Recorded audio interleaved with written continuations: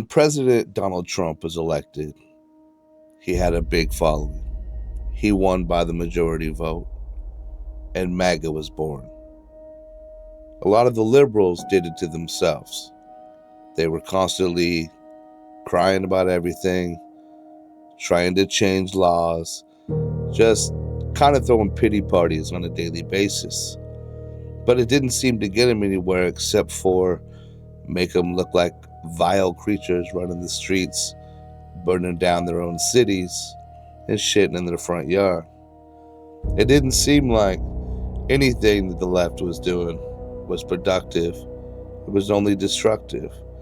So that pushed a lot of people towards Trump, and a lot of people left the Democrats, because at the end of the day, nobody wants to see a bunch of thugs out there causing problems, fighting against law enforcement, and trying to burn down their own country.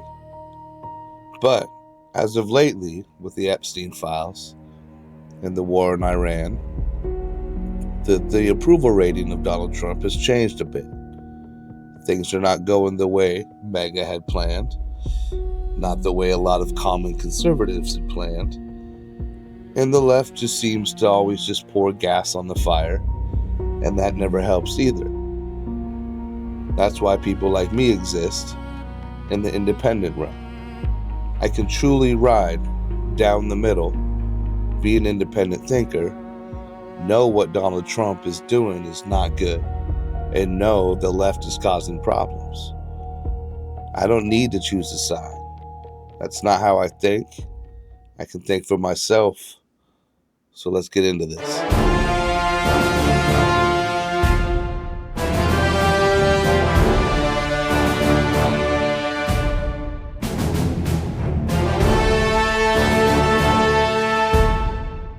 In the high-stakes theater of American politics, the curtain has fallen on Donald Trump's second term, and the reviews are brutal.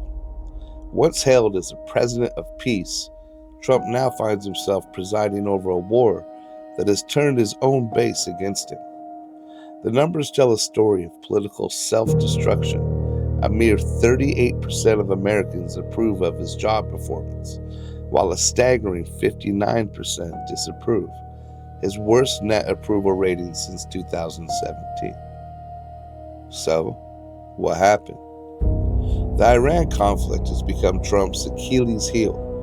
A flash poll by the Washington Post found 52% of Americans oppose his airstrikes, with only 39% supporting them. The numbers get even uglier among independents. 69% disapprove of his performance, giving him a catastrophic net approval of a minus 43 with a crucial demographic.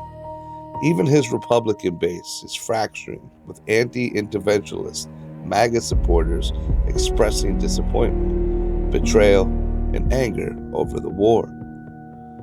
But who is he fighting for, really? Why did we bomb Iraq? Why do we do the things we do? Is it in the name of America, or are we doing it for Israel? It's not just foreign policy that's sinking Trump's presidency. The Epstein files have dropped like a political bombshell, and the fallout is radioactive. Half of Americans now believe Trump was personally involved in Epstein's alleged crimes, and a similar share think he's trying to cover them up. His net approval on handling the Epstein investigation sits at a dismal minus 34 points. The timing couldn't be worse. Just as Trump was trying to rally support for his Iran adventure, the Epstein revelations reminded voters of the very scandals they thought they'd buried. The political damage is compounding. As Paul Brace from Rice University puts it, between the Epstein files and the anti-war sentiment among many Trump supporters, there's grounds there to break away from it. Even former MAGA firebrand Marjorie Taylor Greene, who Trump called a traitor for pushing Epstein file releases, quit Congress in a rage over what she called Trump's betrayal. Trump's war in Iran wasn't supposed to be his grand distraction. His Operation Epic Fury to deflect from his Operation Epstein Fury. Instead, It's become the perfect storm of a political miscalculation and a war nobody wanted, combined with scandals nobody forgot.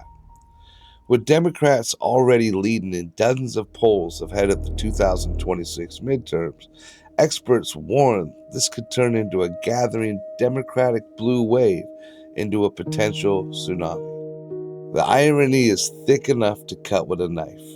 The man who built his brand on America First has managed to unite Americans against him. From the ICE situation to the Iran conflict, from the Epstein files to the broken promises, Trump's approval rating has hit its second-term low for a reason. In the end, the only thing epic about Trump's fury is how he's managed to alienate the very people who put him into power. The question now isn't whether he'll recover, but how much of his coalition will survive the wreckage. Thanks for watching.